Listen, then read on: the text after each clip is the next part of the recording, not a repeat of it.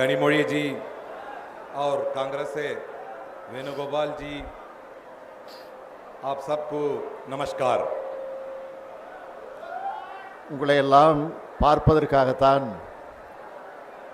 2000 kilometre கடந்து நான் இங்கே வந்திருக்கிறேன். आप सबको देखने के लिए मैं 2000 किलोमीटर पार करके आया हूं।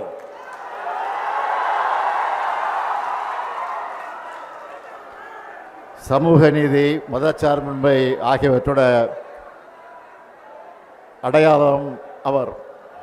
सामाजिक न्याय और धर्मनिरपेक्षता, यही लालू प्रसाद यादव जी की पहचान है। பீகார் என்றாலே மரியாதைக்குரிய லாலு பிரசாத் யாதவ் அவர்கள்தான் எல்லோருக்கும் நினைவுக்கு வருவார். बिहार के नाम आते ही हमें माननीय लालू प्रसाद यादव जी याद आते हैं। தலைவர் கலைஞர் அவர்களும் லாலு அவர்களும் மிக நெருக்கமான நண்பர்களாக இருந்தார்கள். हमारे नेता कलंजर करुणानिधि जी और लालू जी बहुत घनिष्ठ मित्र रहे। எத்தனையோ வழக்குகள் மிரட்டல்கள் வந்தாலும் பாஜகவுக்கு பயப்படாம அரசியல் செஞ்ச காரணத்தினால இந்தியாவோட மிகப்பெரிய அரசியல் தலைவர்கள் ஒருத்தரா உயர்ந்து நிற்கிறார் லாலு பிரசாத் அவர்கள். कितने ही मुकदमे और धमकियां आई, लेकिन भाजपा से डरे बिना राजनीति करने के कारण लालू प्रसाद जी भारत के सबसे बड़े राजनीतिक नेताओं में एक बनकर खड़े हैं। அவருடைய வழித்தடத்தில் அப்பாவுக்கு தப்பாத பிறந்த பிள்ளையா உழைச்சிக்கிட்டு இருக்கிறார் தேஜஸ்வி அவர்கள். और उनके पक्षिणों पर उनके योगी पुत्र श्री तेजस्वी जी ने संघर्ष कर रहे हैं। கடந்த ஒரு மாத காலமா இந்தியாவே பீகாரை தான் பார்த்துக்கிட்டு இருக்கு. पिछले एक महीने से पूरा भारत केवल बिहार को देख रहा है। இதுதான் பீகார் மக்களுடைய பலம், ராகுல் காந்தியினுடைய பலம், தேஜஸ்வியினுடைய பலம். यही बिहार की ताकत है, यही राहुल गांधी जी की ताकत है, यही तेजस्वी जी की ताकत है। இந்தியாவோட ஜனநாயகத்திற்கு ஆபத்து வரும்போதெல்லாம் அதுக்கான போர்க்குரலை பீகார் எழுப்பியிருக்கு. இதுதான் வரலாறு. जब भी भारत के लोकतंत्र पर खतरा आया, उसका बिगुल बिहार ने ही फूंदा, यही इतिहास है। லோக்நாயக் ஜெயபிரகாஷ் நாராயணன் அவர்கள் ஜனநாயகத்தின் குரலை, சோசலிசத்தின் குரலை எதிரொலித்தார். அதுக்காகத்தான் மக்கள் சக்தியை அவர் திரட்டினார். लोकनायक जयप्रकाश नारायण ने लोकतंत्र की आवाज, समाजवाद की आवाज गुंजाई और जनता की शक्ति को संगठित किया। அந்த பணியைத்தான் அருமை சகோதரர் ராகுல் காந்தி அவர்களும் தம்பி தேஜஸ்வி அவர்களும் இங்க செஞ்சுக்கிட்டு இருக்காங்க. वही कार्य मेरे प्रिय भाई राहुल गांधी जी और छोटे भाई तेजस्वी जी यहां कर रहे हैं। இவங்க போராடலாம் மக்கள் கடல் மாதிரி திரண்டு வராங்க. जहां भी वो जाते हैं वहां जनता सागर की तरह उमड़ आती है। அதுலயும் தேஜஸ்வி அவர்கள் கார் ஓட்ட அதில் ராகுல் காந்தி பயணம் செஞ்ச காட்சியை பார்த்தேன். ஏன் மோட்டார் சைக்கிள் பயணத்தை நான் பார்த்தேன். मैंने वो दृश्य देखा जब तेजस्वी जी गाड़ी चला रहे थे और राहुल गांधी जी उसमें यात्रा कर रहे थे। और क्यों मैं बाइक यात्रा भी मैंने देखी। உங்களுடைய நட்பு அரசியல் மட்டும் கிடையாது, ரெண்டு உடன்பிறப்புகளோட நட்பு. आपकी मित्रता केवल राजनीतिक मित्रता नहीं है, ये दो भाइयों की दोस्ती है। ஜனநாயகத்தை காக்க மக்கள் நலனுக்காக நீங்க ஒன்று சேர்ந்திருக்கீங்க. जनता की कल्याण और लोकतंत्र की रक्षा के लिए आप एकजुट हुए हैं। பீகார் எலெக்ஷன்ல உங்களுக்கு வெற்றியை பெற்றுத்தரப் போகிறது இந்த நட்பு தான். यही मित्रता आपको बिहार चुनाव में जीत दिलाने वाली है. பாஜகவோட துரோக அரசியல் தோற்கப் போகுது. தேர்தலுக்கு முன்னாடியே உங்களுடைய வெற்றி உறுதியாயிடுச்சு. भाजपा की विश्वासघाती राजनीति हारने वाली है. चुनाव से पहले ही आपकी जीत पक्की हो गई है. அதனால தான் இந்த வெற்றியை தடுக்க பார்க்கறாங்க. इसीलिए वो इस जीत को रोकने चाहते हैं. நியாயமா முறைப்படி வாக்குப்பதிவு நடந்தா பாஜக கூட்டணி தோத்துடும்னு மக்களான உங்களை வாக்களிக்க விடாம தடுக்கிறாங்க. अगर निष्पक्ष और सही तरीके से मतदान हुआ तो भाजपा गठबंधन हार जाएगा. इसलिए जनता को मतदान से रोकने का षड्यंत्र रचा जा रहा है. தேர்தல் ஆணையத்தை கீ கொடுத்தா ஆடுற பொம்மையா மாத்திட்டாங்க. चुनाव आयोग को वो रिमोट से चलने वाली कठपुतली बना चुके हैं. 65 லட்சம் பீகார் மக்களை வாக்காளர் பட்டியலிருந்து நீக்கினது ஜனநாயக படுகொலை. 65 लाख बिहार वासियों को मतदाता सूची से हटाना लोकतंत्र की हत्या है.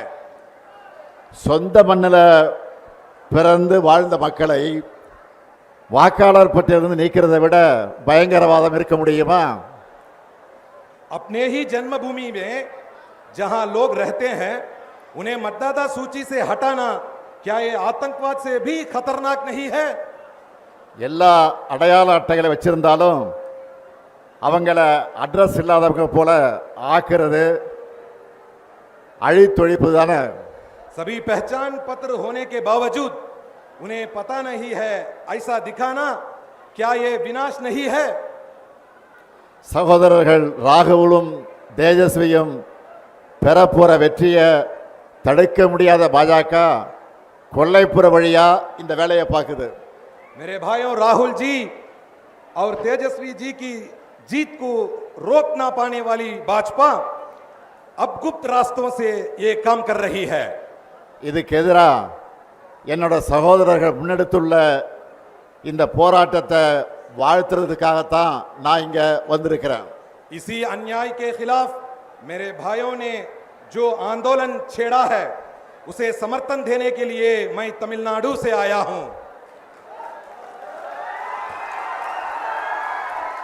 அதுலேயும் குறிப்பா ராகுல் காந்தி அவர்கள் தேர்தல் ஆணையத்தோட வாக்கு திருட்டு மோசடிகளையும் அம்பலப்படுத்திக்கிட்டு இருக்கார். இதுக்கு தேர்தல் ஆணையத்தால முறையான ஒரு பதிலை கூட சொல்ல முடியல. विशेषकर राहुल गांधी जी ने चुनाव आयोग की धांधलियों और वोट चोरी को उजागर किया है. ஆனா इसका जवाब तक चुनाव आयोग नहीं दे पाया. ஆனா ராகுல் காந்தி அவர்கள் உறுதிமொழி பத்திரம் தாக்கல் செய்யணும், மன்னிப்பு கேட்கணும்னு தலைமை தேர்தல் ஆணையர் ஞானேஷ்குமார் சொல்லுகிறார். लेकिन मुख्य चुनाव आयुक्त ज्ञानेश कुमार कहते हैं कि राहुल गांधी जी को शपथ पत्र दाखिल करना चाहिए, माफी मांगनी चाहिए. இந்த மிரட்டலுக்கெல்லாம் ராகுல் காந்தி பயப்படுவாரா? क्या राहुल गांधी ऐसा डरने वाले हैं? ராகுல் காந்தியோட வார்த்தைகள்லையும் கண்கள்லையும் எப்பவும் பயம் இருக்காது. राहुल गांधी जी की आंखों में और शब्दों में कभी डर नहीं होता. ராகுல் காந்தி அவர்களை பொறுத்த வரைக்கும் சும்மா அரசியலுக்காக மேடைகளுக்காக பேசுறவர் கிடையாது. தான் பேசுற ஒவ்வொரு வார்த்தையும் மிகுந்த கவனத்தோடு பேசுறவர் அவர். वो केवल राजनीति या मंच के लिए नहीं बोलते, जो भी कहते हैं बहुत सोच समझकर कहते हैं.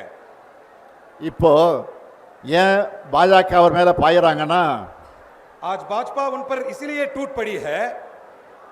பாஜக தேர்தலை எப்படி கேலி கூத்தாக்கிடுச்சுன்னு ராகுல் காந்தி வெளிச்சம் போட்டு காட்டிட்டார். அந்த ஆத்திரத்தில் பாஜக அவர் மேல பாயிறாங்க. क्योंकि उन्होंने दिखा दिया भाजपा ने चुनाव को कैसे मजाक बना दिया है, इसलिए उन पर भाजपा टूट पड़ी है. மக்களுடைய வாக்குரிமையை பறிக்கிற பாஜகவோட அதிகாரத்தை மக்கள் நிச்சயமாக பறிப்பாங்க. அதைத்தான் பீகாரில் இப்போ கூடியிருக்கக்கூடிய இந்த கூட்டம் எடுத்து காட்டுகிறது. लोगों के मताधिकार को छीनने वाली भाजपा की सत्ता को जनता जरूर छीन लेगी, यही संदेश ये भीड़ दे रही है.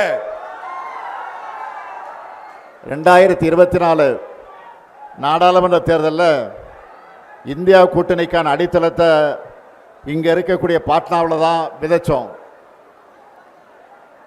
எங்களுக்கு சமமான அரசியல் எதிரிகள் இல்லை, எதிர்க்கட்சிகள் ஒன்று சேர மாட்டாங்கன்னு நினைச்ச பாஜகவோட கர்வத்தை தகர்த்த இடம்தான் இந்த பீகார். 2024 लोकसभा चुनाव के लिए इंडिया गठबंधन की नींव हमने यहां पाटना में डाली. भाजपा को लगा था विपक्षी पार्टियां कभी एकजुट नहीं होंगी, उस घमंड को बिहार ने तोड़ा. 400 இடம்னு கனவு கண்டவங்கள 240 அடக்கினது இந்தியா கூட்டணி. 400 सीटों का सपना देखने वालों को 240 में समेट दिया इंडिया गठबंधन ने. மெஜாரிட்டின்னு ஆட்டம் போட்டவங்க மைனாரிட்டி ஆகிட்டாங்க. மக்கள் சக்திக்கு முன்னாடி எப்படிப்பட்ட சர்வாதிகாரியும் மண்டியிட்டு தான் ஆகணும்னு மீண்டும் பீகார் நிரூபிக்கணும். बहुमत के डिंडोरा पीटने वाले अल्पमत में बदल गए. जनता की ताकत के आगे हर तानाशाह को झुकना ही पड़ता है. ये फिर एक बार बिहार साबित करना है. அருமை சகோதரர் ராகுல் காந்தி அவர்களே, நீங்கள் இன்னைக்கு இந்தியாவுக்கான வழக்கறிஞராக இருக்கீங்க. मेरे प्रिय भाई राहुल गांधी जी आज अब भारत के वकील हैं. உங்களால் இந்திய மக்களுக்கு நீதி கிடைக்கும், இந்தியாவில் ஜனநாயகம் தழைக்கும். आपके कारण भारत के लोगों को न्याय मिलेगा, भारत में लोकतंत्र फूले फलेगा. மக்கள் சக்திக்கு இணையானது எதுவும் இல்லைன்னு சகோதரர் தேஜஸ்வி காட்டிக்கிட்டு இருக்கார். मेरे भाई तेजस्वी ने दिखा दिया है कि जनता की ताकत से बड़ा कुछ नहीं है. நீங்க ரெண்டு பேரும் பீகாரில் பெறப்போற வெற்றி தான் இந்தியா கூட்டணியோட அடுத்தடுத்த வெற்றிகளுக்கு அடித்தளமாக அமைய போகிறது. आप दोनों को बिहार में मिलने वाली जीत इंडिया गठबंधन की आगे की जीतों की नींव रखेगी. பீகார் சட்டமன்ற தேர்தலில் நீங்க வெற்றி பெற்ற பிறகு நடைபெறக்கூடிய வெற்றி விழா கூட்டத்தில் நிச்சயமா உறுதியா நானும் பங்கேற்பேன். நன்றி, வணக்கம். बिहार विधानसभा चुनाव में आप जीतने के बाद होने वाली सभा में भी मैं भाग लूंगा. धन्यवाद, नमस्कार.